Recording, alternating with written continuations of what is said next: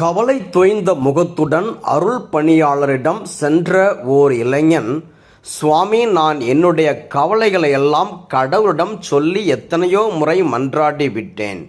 இருந்தும் அவர் என்னுடைய மன்றாட்டிற்கு செவிமடுக்கவில்லை என்றான்.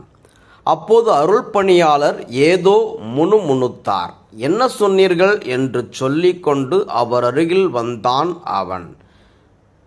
அவர் மீண்டுமாக ஏதோ முணுமுணுத்தார். அதுவும் அவனுக்கு சரியாக கேட்கவில்லை. அதனால் அவன் அவரை இன்னும் நெருங்கி வந்தான். இந்த முறை அருட்பணியாளர் சொன்னது அவனுக்கு தெளிவாய் கேட்டது.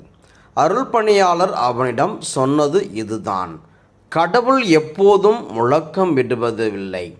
சில சமயங்கள் அவர் முணுமுணுக்கவும் செய்கிறார்.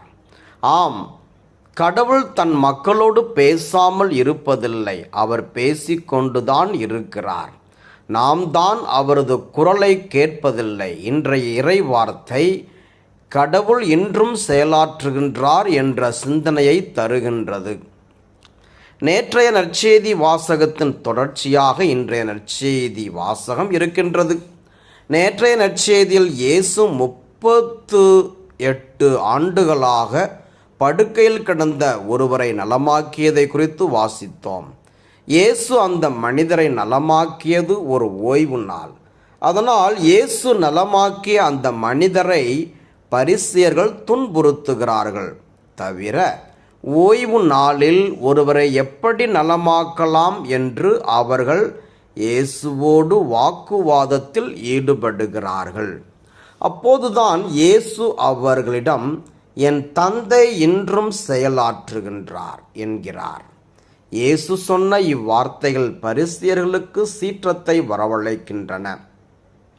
இது ஒரு பக்கம் இருந்தாலும், இன்னொரு பக்கம் ஆண்டவர் என்றுமுள்ள கடவுள் எசையா 40:27 என்ற இறைவார்த்தையின் அடிப்படையில் ஆண்டவரும் ஏன் அவர் மகன் இயேசு கிறிஸ்துவும் இன்றும் என்றும் செயலாற்றுகின்றார் என்பது உண்மையாகின்றது.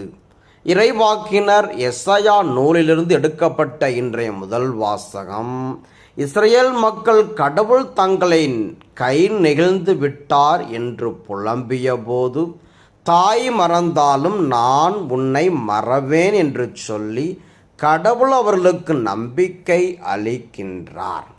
அதனால் கடவுள் நம்மோடு இருக்கின்றார், அவர் இன்றும் நம் நடுவில் செயலாற்றுகின்றார் என்பதை உணர்ந்தவர்களாய் நாம் நம்பிக்கையோடு வாழ கற்றுக்கொள்வோம்.